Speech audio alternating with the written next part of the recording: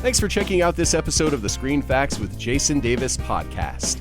Every Wednesday, we talk about a movie we've enjoyed and throw in some fun trivia facts about the film during the conversation. Please like us at facebook.com/screenfacts. Post your comments or questions or favorite scenes from the movie, whatever you want to talk about. You can also tweet me at Jason Davis Voice or email screenfacts@yahoo.com. Well, joining me in the studio once again for this episode of the podcast is my good pal, Erik Reitz. Greetings and salutations. Nice. See? A little foreshadowing. Mm-hmm. What we're going to talk about today is, to me, one, if not the greatest dark comedies ever. It's a great comedy, and it's also a great high school movie. Yeah, I mean, this month we decided on the podcast to do sort of school-themed movies. Mm-hmm. And you have to talk about Heathers. Released March 31st, 1989. Man. Everything's in the 80s. But this movie, it holds up very well. Mm-hmm. And the subject matter of the movie is a little dark, but it's done with a sense of humor. But again, if you're easily offended, this movie could be a major turnoff for you. Well, and definitely. And the thing is, I was talking to some friends about, we're going to be doing this movie podcast. And, one of them, she said something that really nailed it. She said, you're watching this and it's dark and horrible. And when Heather Chandler drinks that stuff and she's choking to death, I laughed, but I felt horrible about it. And that's what... She falls through the glass table. Right. I mean, that's what most of this movie is. It's like, oh my God, we're watching kids get murdered, but yet we're laughing at it. Well, because it's the way they do it. They do it in a way... Christian Slater is so good in this movie. Yes. He's almost charming. Yeah. In a weird way. And throughout the movie, as the movie progresses, is he getting Veronica to actually, do these things because she really wants to, and she's just been repressing them. Right. And that's kind of a scary thing. And, does she actually realize that? Well, think about this. When you were in high school, there were probably kids that you went to school with that you really didn't like very much. Absolutely. Maybe they were more popular. Maybe they were bitchy. Maybe they, shoved you in a locker. Maybe they, laughed at you for what you liked or whatever. It could be any reason. If you're going to sit there and say, at some point you didn't think of doing horrible things to them or wanting horrible things to happen to them. Right. The great thing about a movie like this, for me, is that you see it happening on the screen. Mm-hmm. You can laugh about it when it's in a movie. Right. Well, and the other weird thing I was just thinking about coming over here is there's a German word. Schadenfreude. Schadenfreude. Happiness at the misfortune of others. Of others, especially misfortune of wealthy, powerful, beautiful people. And, I mean, most of us are not one of those three, let alone all three of them. Right. I'm beautiful. You're you're what? I'm not. No, I mean, listen. There's always going to be somebody that has more than you or is, more talented than you or whatever. Right. I'm not jealous of people. If somebody is really wealthy, good for them. As long as they got there without having to hurt people that don't have the same things available to them. Unlike JD's father. Right. Who was a real dick. Yes. Much later in the movie, he shows this, he's a land developer. Yeah, he's a construction guy, right? And he shows this video of this latest building that he implodes. He's having blown, having blown up. It's a historic hotel. There was a group of old women that were fighting against it. Because Glenn Miller and his band took a shit there a long time ago. That's one of my favorite lines. That's a great line. That's a great line. Well, and then he slips in the video, and you see the hotel being blown up and crashing down, and you're watching JD's face and you're like, holy crap, he wants to blow up the school. Yeah. Before we start talking about the specifics of the movie, even though there's really no rhyme or reason to this podcast in terms of format, I do usually like to mention all the particulars of the movie. Yeah. Yes. So the movie, of course, stars Winona Ryder, Christian Slater, and Shannon Doherty. There you go. Directed by Michael Lehman, who also directed another funny movie, Airheads, in 1994. Did he? Yeah, I didn't realize that. Oh, wow. All right. He's done a lot of TV stuff since this and that. He's done episodes of The West Wing, Dexter, American Horror Story, and Scream Queens. Written by Daniel Waters. Estimated budget of $3 million. This is not a movie that made money, by the way. And, No. and it's probably not surprising based on the content. Right. It only grossed $1.1 million. However, it was only in theaters for 35 days. Okay? Yeah. 3 days longer than it took to film the movie. Yeah, I read it was filmed in 32 days. Yeah. That's insane. But here's the thing. The widest release this ever had in movie theaters was 54 theaters. That's it. That's it. Well, you know what? So, of course, it only made $1.1 million. Yeah, I mean, I was in college when this came out, and there was only the student theater, and then there was the one theater in town. Clemson is not a very big town. At least it wasn't, Back then. If it wasn't at that theater, you weren't seeing it. And also, at that time, South Carolina was banning certain films. So, for all I know, South Carolina might have banned it altogether. And a movie like this, that's a little uncomfortable to some people. That's a nice word. It's probably going to lose steam pretty fast when the word of mouth starts to get out there. I didn't see this in the theaters. No. But I definitely saw it close to the time that it came out. Yeah. So maybe I saw it on video or HBO Yeah, or I something. saw it years later. Yeah. Well, you started talking about it. Well, Winona Ryder starred in it. Apparently, her agent begged her not to do it because agent said, this will kill your career. Now, up until that time, He was okay with think- Beetlejuice. I was gonna say Beetlejuice. Yeah, I mean but that was a very safe movie. Yeah. You It was know. kind of a goofy movie. Yeah. That was a fun movie. And she wasn't even going to be casted because they didn't think she was pretty enough. Because well, first of all, she was only 15. She turned 16 during the filming. Oh, wow. Yeah. Yeah, that makes sense. So- I don't know why I thought she was a little bit older. Yeah, so that's why we can't talk about boobage because she was too young. Nice. Thank you. Nicely done. See? I wouldn't let you down. I guess maybe her agent felt like after Beetlejuice, which is kind of a weird movie with Tim Burton directing, maybe you should do something lighter instead of something about teenage suicide. That sounds plausible. Christian Slater in the movie, the first time you see the movie, you go, gee, who does he think he is? Jack Nicholson? I read that he used Jack Nicholson as inspiration, Yeah. and he actually wrote a letter to Jack asking him, hey, I'm doing this movie. Can you look at it and give me some feedback because, you're my idol in this, and apparently he's never heard back. Yeah.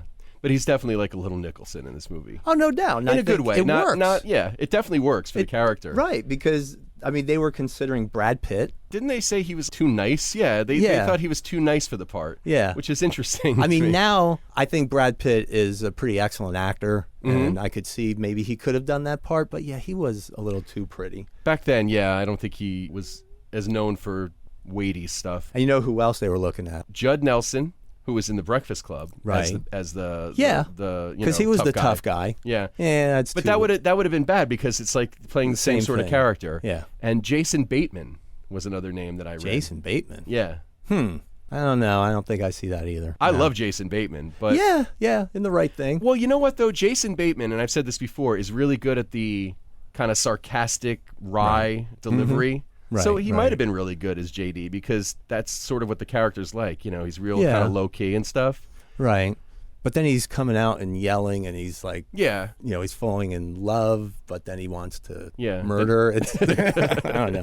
And then they called in Shannon Doherty, who was interested in playing Veronica, Yeah. but Winona Ryder had already been cast. Right. Producers wanted Shannon Doherty to audition to play Heather Chandler, who was Right. the main Heather. The main Heather. The red Heather, if you Right.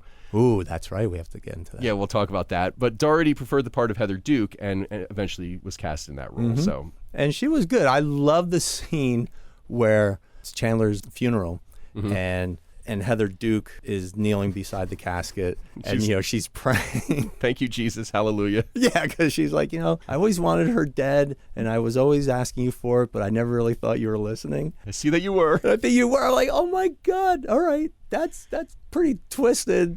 Yeah. Christianity right there. The other thing with Winona Ryder, a week after she got the script and agreed to do the movie, somebody in her school committed suicide. Oh, man. So that just drove her more to do it. That's really crazy. Yeah. There's a couple of other casting things that I wanted to mention, too. Okay. Veronica was originally intended for Jennifer Connelly, too, who's a great actress. Yeah. She turned it down. And the role of Heather McNamara, who's the cheerleader, Right. was offered originally to 17-year-old actress Heather Graham at the time. Heather Graham. Oh, that would have been. However, right. What? a real Heather playing a Heather, right? Yeah. Heather's parents decided against letting her do the role because of the dark subject matter. Oh, really? Ooh, it's too okay. dark. And of course, she went on to be in Boogie Nights and one of the Austin Powers movies. The Austin and Powers, some other yeah, stuff. yeah. There's no dirtiness in there. Not at all. Well, she was But- older by then, so it was That's okay. true. Yeah. We watched this movie with Tommy, who's 15 now. Okay, we watched this movie with Tommy a couple of years ago, and it kind of didn't really resonate with him. We watched it again recently. He loved it. Yeah. Absolutely loved it. And I think part of that is because he's in high school now. Right. And yeah. I think he may be experiencing some of the cliques that he sees in the Sure. movie, you know. So And I thought the movie was so great with how very early on we got to see a lot of the cliques and introduced to all the characters. And it was done very well with the whole morning poll question. Right.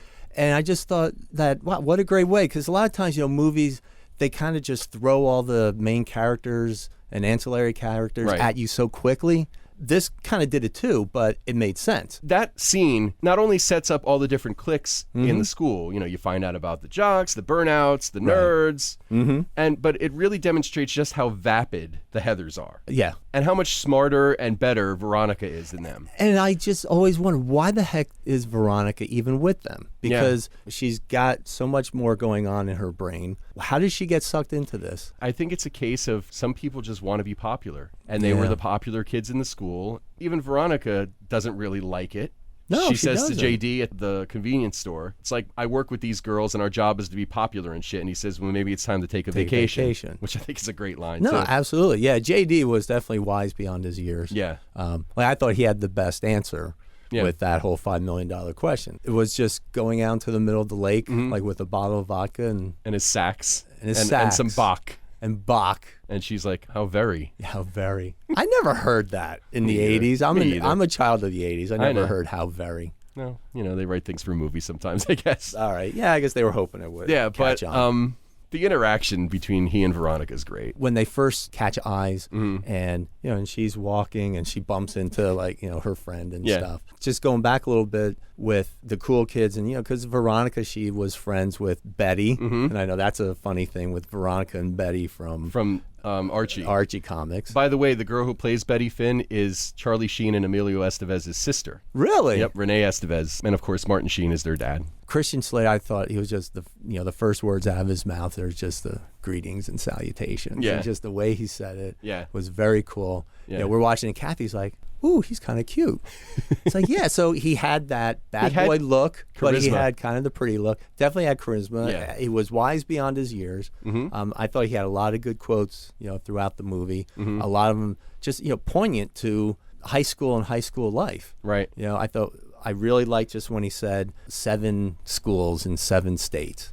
And the only thing that's different is my locker combination. Yeah. But do you get the feeling that he maybe has tried to do what he does in this school before, too? Definitely. He definitely wanted to. They're getting ready for something. She says to him, oh, it's like you've done this before. He kind of pauses. Right. And it's like, well, all right, has he done this before? I think he was just been thinking about it for a very long time. Maybe. You mentioned before about Betty and Veronica being the names of the main girls in the Archie. Right. Also, the police officers are named Milner and McCord after Kent McCord and Martin Milner, who played police officers in the TV show Adam 12. One Adam 12, one Adam 12. Yeah. Oh, cool. They mention Moby Dick a Right. lot in the movie. The book that was originally supposed to be used was Catcher Catcher in the Rye. which I think makes more sense. Yeah, but But- J.D. Salinger's not into that sort of thing. Yeah, apparently he's got a thing about copyright law and, Yeah. give me money. I don't know. Moby Dick is, public domain, so they could use that. The name Heather is said 90 times throughout the film. I read that beforehand and I did count. Did you? Yeah. I should have and known. It was 90. Well, because, I like trying to find little interesting things in movies, like when Things to they're- look for. Exactly. You had said something about Heather Chandler being red. Yes. Because even if she's not wearing red clothes, which usually she is, she has the red scrunchie in her hair. Right. And that, as the movie progresses, we see it's kind of like the conch in The Lord of the Flies. Okay. Whoever has the floor or whoever's in power gets that little The red one. scrunchie. Yeah. And at one point, they're going to play the croquet, and Heather Duke says, "Oh, can I be red? I'm always red. What, did you have a brain tumor for breakfast?" Oh. And What's- when she said, you have a brain tumor for breakfast, what's the darkness behind that? In real life, the actress who plays Heather Chandler, Kim Walker, died of a brain tumor, March 6, 2001. Yeah. So that's kind of weird. And then the guy who plays Peter, who prays next to Heather Chandler's coffin, "Dear Lord, please make sure this never happens to me because I don't think I can handle suicide." Right. He actually ends up killing himself in real life, too. With a gun. Which is very weird. Very yeah. weird stuff. We're jumping all over the place. Sorry about that. But anyway, getting back to the color stuff, we always do that, though. One of the things I noticed, too, in addition to red being for Heather Chandler, blue. Blue Right. is a big color for Veronica. For, not just the clothing. Right. Her room is blue. Right. There's always like a blue light Yep. shining around her. And Yep. when she's taken cow tipping with Kurt and Ram and the other Heather, when JD Right. comes to get her and he reaches out his hand to help her up to go on the bike and leave with him, there's a blue light coming from behind him, too. Yeah, yeah. Which is very interesting. Well, and also when Veronica and Heather Chandler go to the college party, Veronica ends up being in a room that's all red, and she's not comfortable there. Right. That guy is, really skeezing out on her and stuff.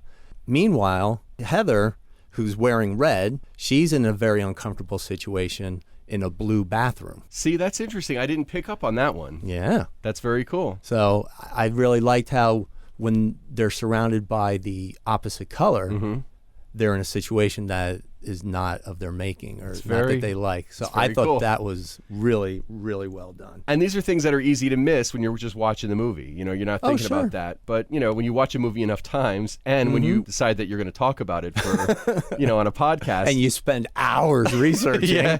Well, I wouldn't say that. But yeah, you start to look for things like that. Or they kind of jump out at you a little bit more. Another thing that I never noticed when I've watched this movie before, and I've seen this movie probably a couple of handfuls of times, I would say, over the years. At one point in the movie, Veronica is having a dream about Heather Duke's death. Yes. They show the funeral. Right. And they show all the people and they're wearing 3D glasses for some reason. Yes. But one thing I never noticed before is Martha, they call her Martha Dump Truck in the movie. Dumpstock, I think is her name or something like that. Right. She's sitting in the crowd with bandages wrapped around her. Oh, that was her? Yeah. Okay. I didn't realize I never her. noticed it before. Well, yeah, because in the movie she tries to kill herself by jumping in front of traffic, and then she that survives. You actually feel bad about. Yeah. So that shows the movie, I think, is on target. Yes. Because you're not laughing at a person that's not played you really for laugh. feel Yeah, for. exactly. Absolutely. You almost feel like it's okay to laugh at these vapid girls being killed, or being targeted because they're really not nice people.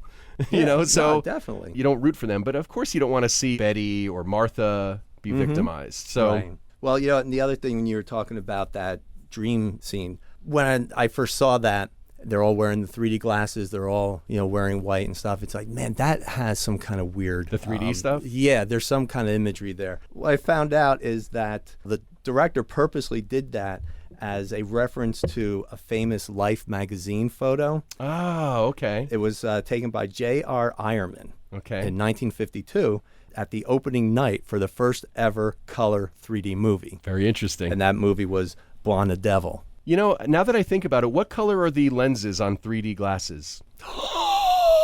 Blue and red. Huh? Oh. Mind blown, man. There you have it. You think they did that? I think it's got to have some significance, right? Because Heather Chandler is red, Veronica's blue. It's Heather Duke, and she's always trying to be the top Heather. Right. She becomes kind of the top Heather after Heather Chandler dies. Right. But then when Veronica saves the school, spoiler alert, she takes the scrunchie from Heather Duke. Exactly. Yeah. Yeah. No, that was so cool. That 3D thing. It's got to be, right? It's got to have something to do with it. It's got to be. The Life magazine thing makes sense too because that was a very iconic image. So yeah, absolutely. Some other just fun little things. All the milks in the cafeteria are carnation. Okay. When JD meets up with Veronica in the little snacky shack, snappy snack shack. Snack shack. Thank you. Say that 10 times fast. I can't even say it once. Right behind them, the soda pop. There's 3 soda the jerkers. Slushy things? Or? No, the soda. It says bang, bang, bang. Oh, wow. Yeah. Missed that completely. Now, Bang apparently is, or was anyway, an actual soda brand. Okay. So, again, was that on purpose? I'm sure. It had to be, right? It's hilarious. Yeah. One thing that's definitely on purpose, which I didn't notice the first time I watched and then went back to see it, after Heather 1's death, and all the teachers are in the teacher room talking. On the table. Bowl of footballs, right? No, for her, it was a bowl of red apples. Oh, okay. And then when it was the jocks, when it was Kurt and Ram, okay, then it became the red footballs. A lot of times they did close-ups of just Veronica's legs moving around, or sometimes just a whole group of people, just their legs. That was done because of her age, being only 15/16. Winona Ryder had very limited hours that she could work. Okay. And like she couldn't work at night. Okay. So some of the scenes, we can talk about those, were filmed during the day, or they would start filming later in the day so she could work into the night. So a lot of times if they were just overtime, they're like, well, we can't film her. Let's just film legs. Right. And it was somebody else's legs. But you knew it was her, though. But you knew it's her because they were blue socks. The blackmail photo that JD gave to Heather Duke, it's got the picture of her with the dump truck, right, as little kids, right, at summer camp. Their shirts spell the camp a different way. Oh, interesting. Yeah, they don't even spell it the right way or the same way on their shirts. Didn't notice that either. But that was kind of funny. Let's talk about the cow tipping scene. There's a couple of interesting things in that scene. First of all, how much does a cow weigh? Let's put it this way. A cow weighs probably a lot more than two guys could knock over. Oh, absolutely. Aside from that being unrealistic, one of the things about that scene that's even darker than the fact that they're being cruel to an animal is that Heather, who's double dating with Veronica, is getting date raped. Right, and then Kurt's trying to like woo Veronica by singing sexual healing. When I get that feeling. He's not even singing; he's just saying it. Yeah, it's like, he knows she's like, poetry. you wish, and then he falls over in the mud. Yeah, the date rape going on in the background is very dark. I mean, this is jumping ahead, but after they staged the death of the two boys, they kill the two football gay players. Packs, yeah, the gay suicide pact. Right. When they're done, they wake up in their car. At school, they're starting their little argument, and JD, was that great line that JD says to her? First of all, he tells Veronica that they're going to shoot them with Ich Lüge bullets. Ich Lüge bullets. Well, he asks her, you take German? Yes, and there's a reason why he says that. Yes. She says, no, I take French. Because Ich Lüge translates in German to I lie. Mm-hmm. One of my favorite lines in the movie happens when, after they've killed Kurt and Ram, and they wake up in the car and they have the argument, and she's like, oh, I can't believe I believed you and we killed him. Right. And he says, you believed me because you wanted to. And you didn't know how to deal with your icky feelings about it. He goes, football season is over, Veronica. Kurt and Ram had nothing left to offer this school except date rapes and AIDS jokes. That is a great, well-written line. It's a great line. And I think what's even funnier is then they start, the fighting is just... You wanted to do it. No, I didn't. Yes, you did. No, I didn't. Yes, you did. They're talking about they just committed murder. Right. And they're battling back and forth. No, I don't hear you. Blah, blah, blah. Mary had a little lamb, little lamb. It's like, you just killed two people. And this is your argument? And then I guess because she's just trying to feel something other than guilt or whatever she's feeling, she takes the cigarette lighter from the car and she burns her hand. Yes. And then he lights his cigarette off of that. It's just a very funny visual. So Ram and Kurt being killed, and then their funeral. One of the funniest lines, I think. This is a great scene because your emotions go back and forth very quickly. Because you're seeing these young boys dead, and at least for me, I'm seeing this and I'm like, oh man. And then the father's up there and he's grieving and you feel bad for the father. I love my dead gay son. And then you laugh at that. You feel bad for laughing. Yeah, but you laugh because you know that the father wouldn't embrace his son being gay if he were alive. Truthfully, the way the adults act in this movie all around is pretty weird. I liked how the adults are portrayed as idiots. It's cute at first. The parents come out while they're playing croquet. Right. And then she sits down and, the father's sitting there reading a trashy, spy novel. He's like, why do I read these trashy spy novels? Because you're an idiot. And mom says, oh, you too. And he goes, oh, yeah. Oh, yeah. And then later, he's having a cigarette. He's like, why am I smoking these dumb things? Because you're an idiot. You too. Yeah, it's like the same exact conversation. Right. And then, but they're totally clueless as to what really is going on in their child's life. When Veronica is hanging herself and mom comes in and sees it, first of all, her reaction is kind of like, duh. I mean, hopefully you would grab your kid and get them off, Yeah. the news or whatever. But then she's like, "Oh, I should have let you take that job at the mall." Really? You think that's what your kid is killing himself over? Obviously, it's played for laughs. I love the way that JD and his dad interact, where JD plays the dad and the dad plays Hi, JD. son. How was it going today? But yeah, like the whole thing with the two of them is so funny. Well, and you think about, what kind of life did JD have? He's being moved around all the time. Mm-hmm. He watched his mom die in the explosion. Yeah, that's right. Yeah. So, so obviously he's got the makings for some real twistedness. Oh, he's definitely out of his mind. And then you got the the teachers. Yeah. The one teacher who seems to have some idea of the hippie. The hippie teacher. Yeah. At least she's trying to address this somehow. Right.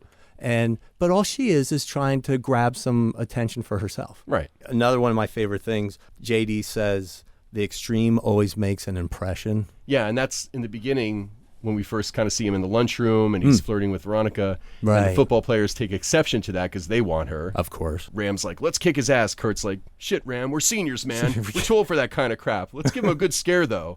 So they walk over to him. Ram pushes his fingers in his chicken pot pie. You gonna eat this? And then Kurt says, what did your boyfriend say when you told him you were moving to Sherwood, Ohio? And Ram's like, answer him, dick. Yeah. Hey, Ram, doesn't this cafeteria have a no fags allowed rule? Yeah, and what does JD say? And JD says, no, but they've got an open door policy for assholes, though, don't they? What did you say, dickhead? I'll repeat myself. He shoots them both with the blanks. That was great. It's hard not to root for JD in that scene. Because at that point, we don't know JD's story. Right. We don't know he's a freaking psychopath. Right. We just think that he's getting bullied and he stands up to him. And he's sitting off alone, so our first thoughts are, maybe new kid or unpopular, whatever. Yeah. So, of course you're rooting for him at first. So there had been talk of a sequel to this movie, which never came to fruition. However, they did try to bring it to the stage. There was an off-Broadway play. There was, and what's kind of cool about that, too, it's a coincidence, but the play opened at an off-Broadway theater called New World Stages. New World Stages. And the coincidence is that this movie was released by New World Pictures. New World Pictures.